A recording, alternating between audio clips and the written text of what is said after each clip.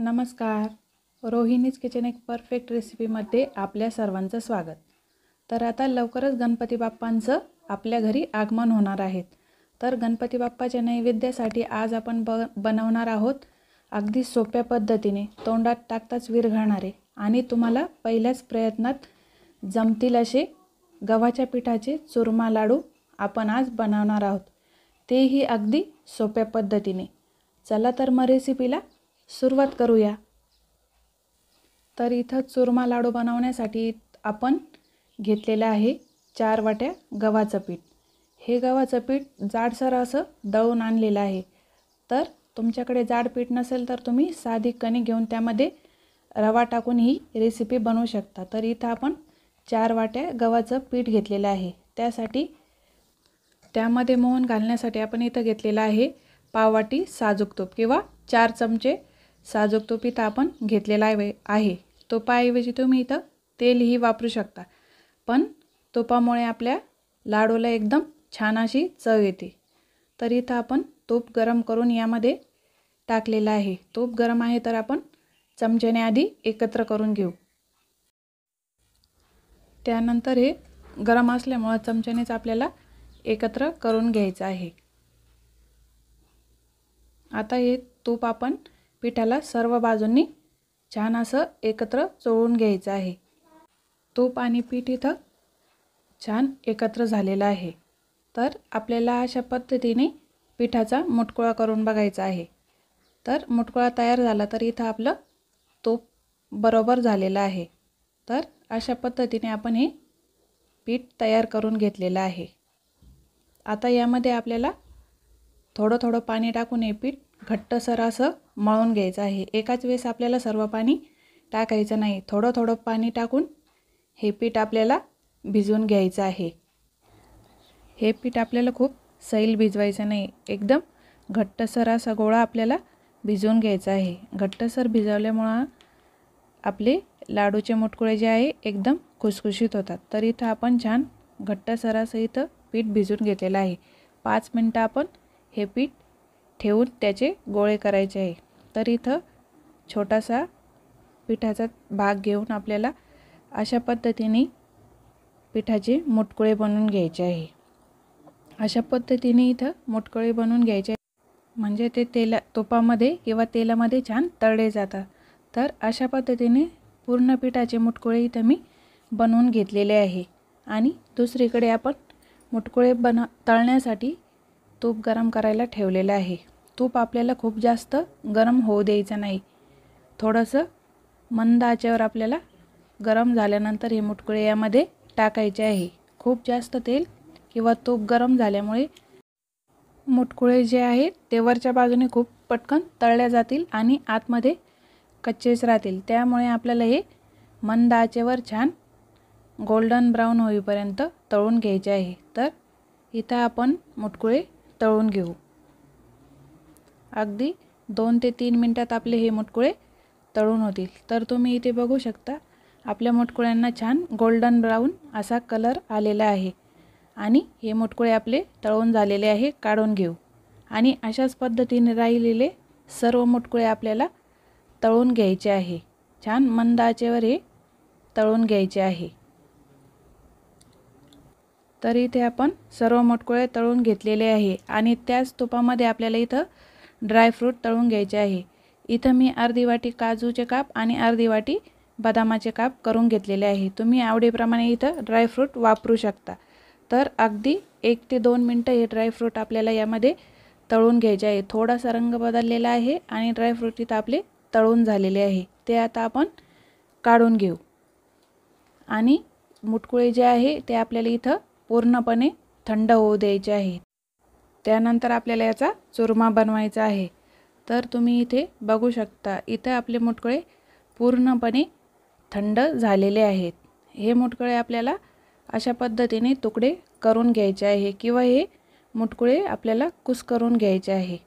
तर इथं आपण पूर्ण मुटकुळे अशा पद्धतीने कुस्करून घेतलेले आहे.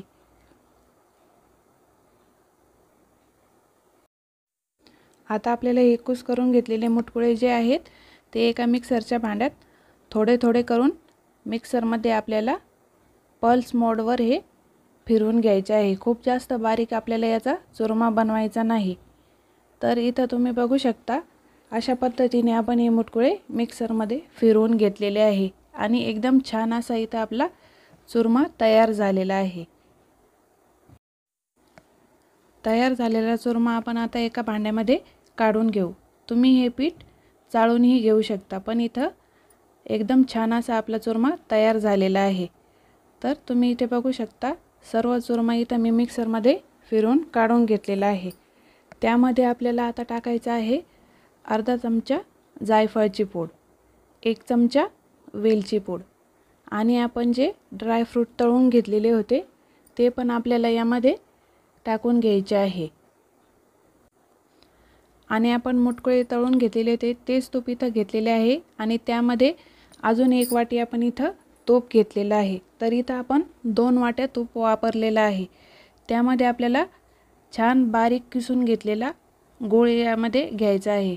तर इथं आपण 2 वाट्या गूळ घेतलेले आहे, 2 वाट्या तूप आणि 2 वाट्या गूळ। तर आपल्याला गुळाचा इथं पाक बनवायचा नाही, गूळ आपल्याला फक्त इथं तुपामध्ये विरघळून घ्यायचा आहे। तर तुम्ही इथे बघू शकता छान असा आपला गूळ इथं विरघळलेला आहे। आता गॅस बंद करून देऊ। त्यानंतर आपण जे काजू बदाम ड्रायफ्रूट यामध्ये टाकलेले आहेत, वेलची पूड जायफळ पूड एकत्र करून घ्यायचे आहे। हे छान मिक्स झाल्यानंतर आपण जे गुळाचं मिश्रण तयार करून घेतलेलं आहे ते पण यामध्ये टाकायचं आहे। तर इथं गुळाचं मिश्रण जे आहे ते खूप गरम आहे, त्यामुळे आपण हे चमच्यानेच एकत्र करून घेऊ।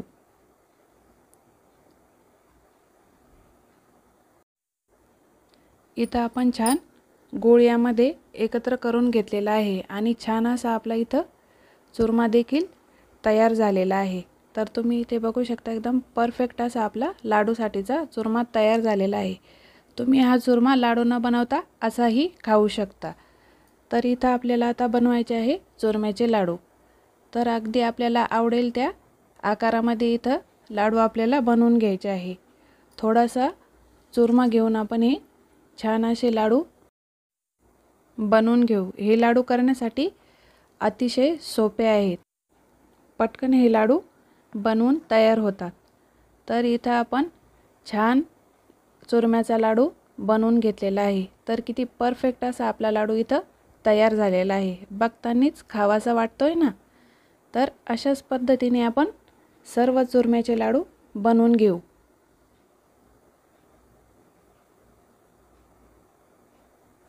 तर अशा पद्धतीने इथं आपण चुरम्याचे सर्व लाडू बनवून घेतलेले आहे।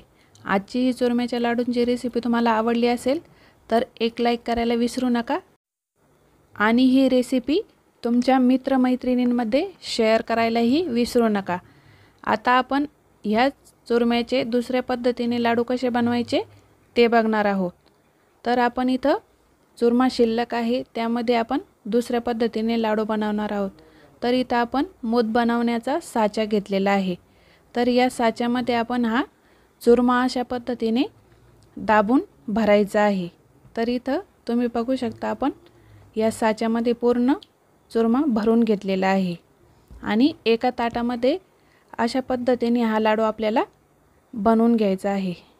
तर तुम्ही इथे बघू शकता किती सुंदर अशी यावर डिझाईन आलेली आहे आणि एकदम छान असा चुरम्याचा लाडू इथं आपण तयार करून घेतलेला आहे। तुम्ही दोन्हीही पद्धतीने हा चुरमा लाडू बनवून घेऊ शकता। तर आजची ही चुरम्याची लाडूची रेसिपी तुम्हाला कशी वाटली? आवडली तर कमेंट करून सांगायला विसरू नका आणि अशाच सोप्या पद्धतीच्या रेसिपी बघण्यासाठी रोहिणीज किचनला लाईक करा, शेअर करा आणि सबस्क्राईब करा। जवळच असलेला बेल आयकॉन प्रेस करा म्हणजे माझी नवीन रेसिपी येताच तुम्हाला नोटिफिकेशन मिळेल। आजची रेसिपी बघितल्याबद्दल धन्यवाद।